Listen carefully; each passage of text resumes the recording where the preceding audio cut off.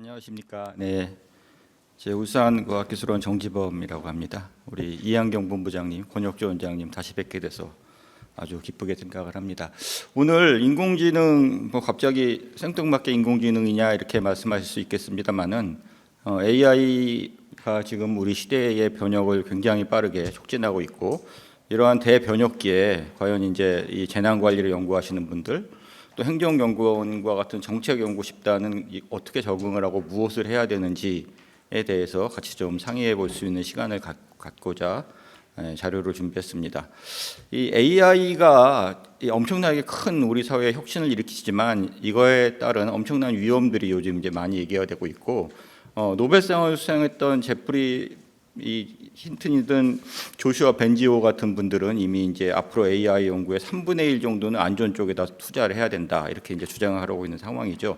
실제로 우리 사회에서 이 그림에서 보시는 것처럼 이미 AI로 만들어지는 여러 가지 위험에 우리는 노출되어 있습니다.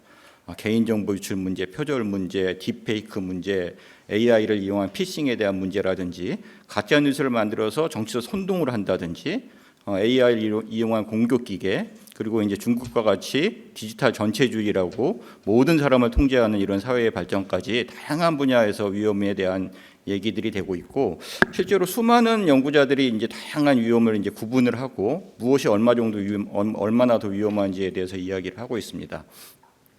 대표적으로 이미 이제 우리나라도 어제 이제 AI 법안이 통과가 됐습니다만은 EU의 유럽의 AI 액트 같은 경우가 가장 강력한 규제를 많이 담고 있습니다. 그래서 이제 AI 관련해서 금지 항목들에 대해서 이제 얘기를 하고 있고 또 다양한 위험 항목들에 대해서 얘기를 하고 있는데 사실은 이제 우리 사회에서 너무도 쉽게 받아들이는 여러 가지 것들이 EU 법에 따르면은 금지된 것들이 많이 있는 것들이죠.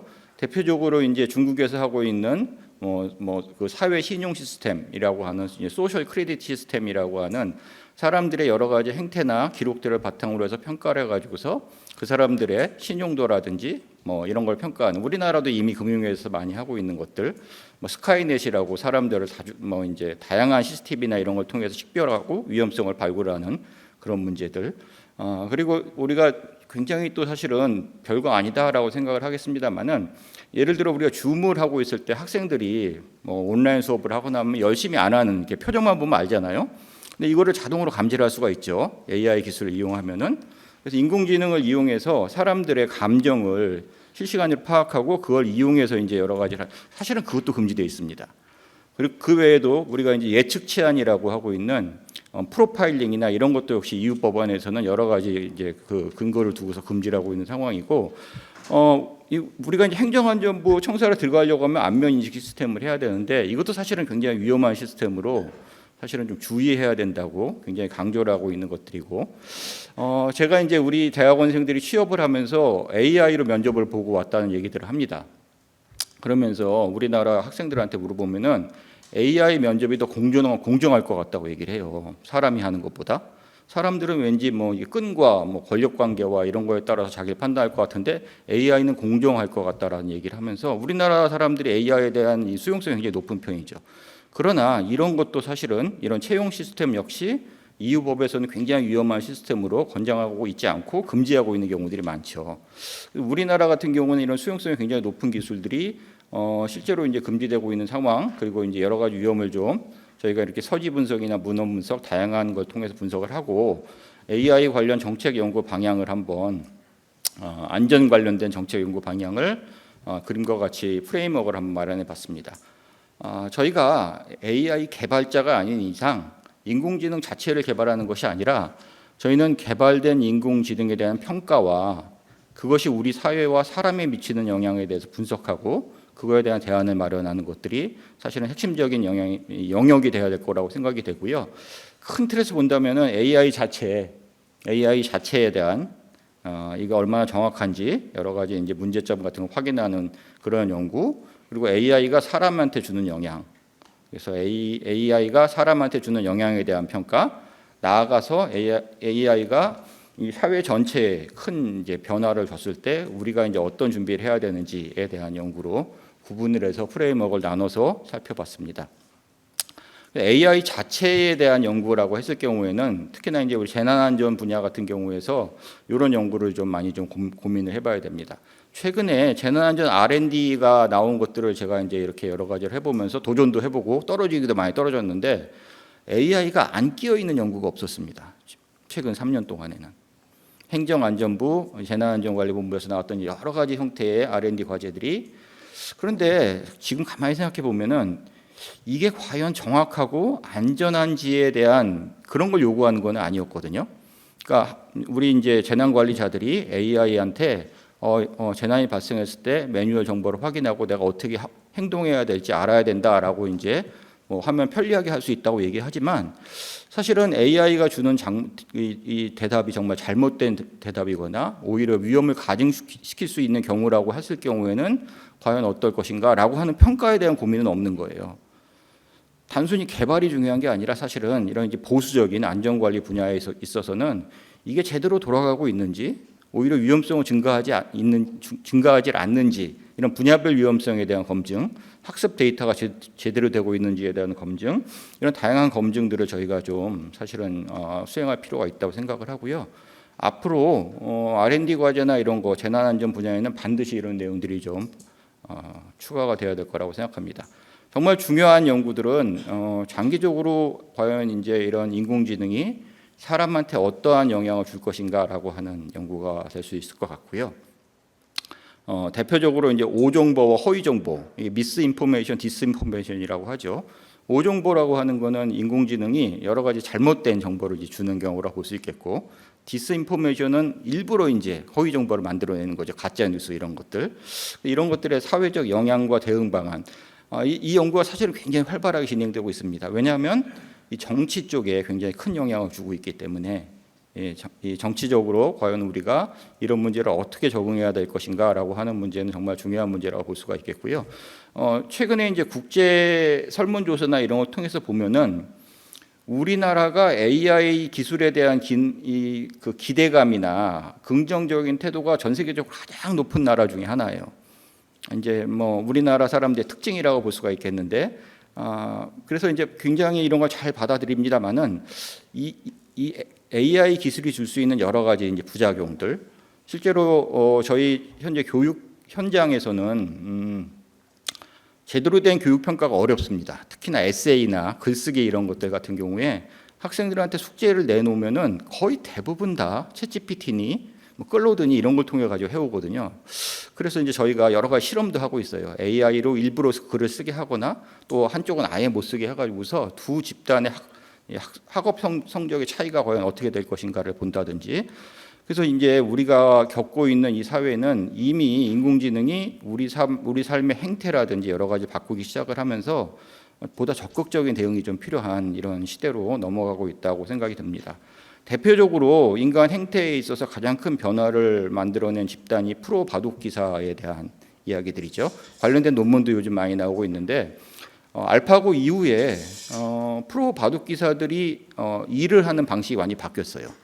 예전에는 전통적 기보라든지 기풍이라든지 이런 걸 굉장히 중시했습니다만은 요즘은 이제 그런 거 안 하죠. 전부 다 인공지능을 통해서 사람들의 작업의 행태, 일의 행태가 이제 바뀌고, 이런 상황에서는 과연 우리가 어떠한 형태의 직업 윤리라든지 규제를 가져가야 될지 이런 고민들이 프로 바둑 기사뿐만 아니라 앞으로는 다양한 직군에서 벌어질 가능성이 있습니다. 가장 중요한 연구는 사회에 주는 영향이라고 볼 수가 있겠고요. 이게 행정연구원이라든지 여러 정책연구자 집단에서 반드시 좀 많이 고려를 해야 될 것이라고 생각이 되고, 이미 우리나라에서 AI 법안이 어제 통과됐습니다마는 엄청나게 빠른 AI 발전 속도를 고려할 때 국제적으로 과연 어떠한 형태의 법안들이 진행되고 있고 우리나라는 어떻게 변형시켜야 될지에 대한 고민이 필요할 것 같습니다. 우리나라 AI 기본 법안 어제 통과된 법은 아시다시피 개발 위주로 이제 진행이 돼 있고, 관련된 안전성이나 규제 거버넌스에 대한 내용은 약합니다. 미국법이나 이런 다른 법에 비하면은 이런 걸 놓고 봤을 때 국제적인 스탠스를 우리가 어떻게 해야 될지, 이거는 행정연구원 같은 기관에서 꾸준하게 국제 비교 연구를 통해서 저희의 포지션을 잡는 그런 게 필요할 것 같고요. AI 법안 및 거버넌스, 과연 누가 어떤 역할을 맡아야 될 것인가라고 하는 문제들, 이런 문제 역시 중요합니다. 현재 우리나라에 있는 다양한 기관들이 AI의 주도권을 놓고 선점을 위한 경쟁을 벌이고 있는 상황이죠. 이제 저는 여기에 행정연구원도 적극적인 참전을 했으면 좋겠다라고 의견을 드립니다. 그 외에 이제 인공지능 영향평가 도입 관련된 연구라든지 이런 것도 굉장히 중요한 연구라고 볼 수가 있겠고요. 저는 특히나 중요한 연구가 인공지능이 우리 사회에서 가장 큰 영향을 줄 수 있는 분야가 신뢰에 대한 분야라고 생각을 합니다. 저희가 최근 국제 설문조사와 저희가 자체 조사한 자료들을 모아가지고서 한번 그림을 그려봤습니다.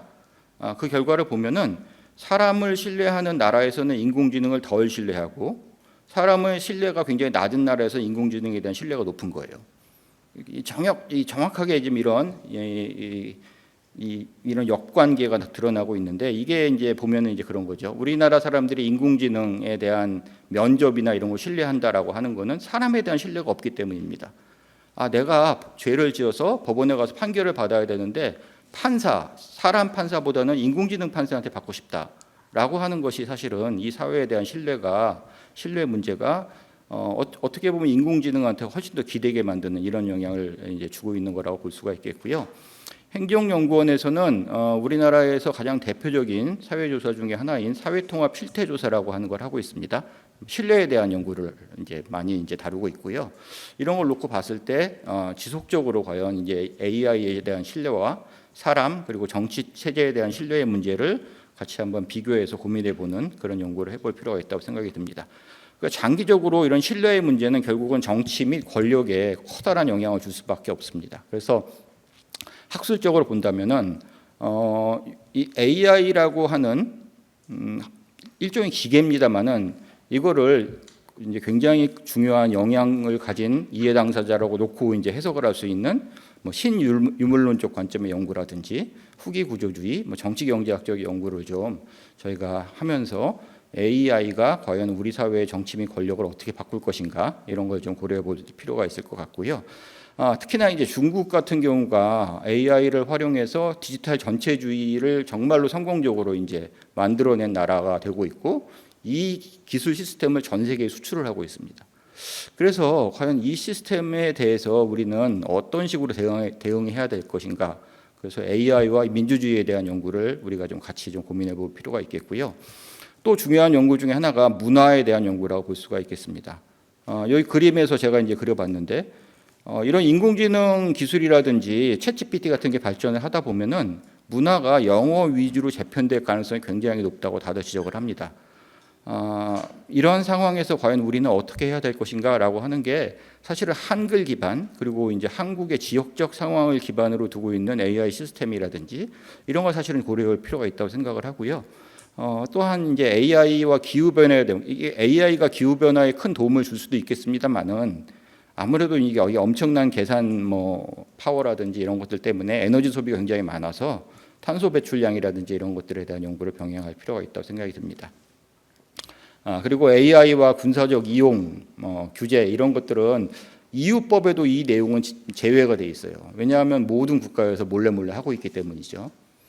그래서 이제 그럼에도 불구하고 우리는 이 국제적 협력이라든지 학제적 연구를 통해 가지고서 이 AI 군사 기술이라고 하는 것들을 어떻게 우리가 이제 규제를 해야 되고 어떤 형태의 스탠스를 가져야 될지에 대한 것들을 좀 고민해 볼 필요가 있다고 생각이 되고요.